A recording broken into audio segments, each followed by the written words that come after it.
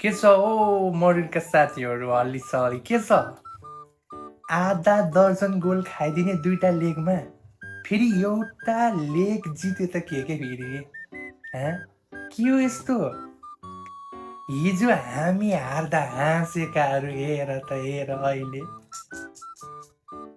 कस्तो हुँदो रहेछ त चिसिक्क भयो होला नि मुटु होइन हामीलाई रेड कार्ड एप्सी भन्ने कस्तो हुँदो रहेछ रेड कार्ड खाँदाखेरि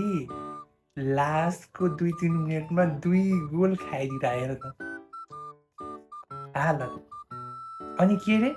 when Mbappe lands on Madrid the world needs to get ready is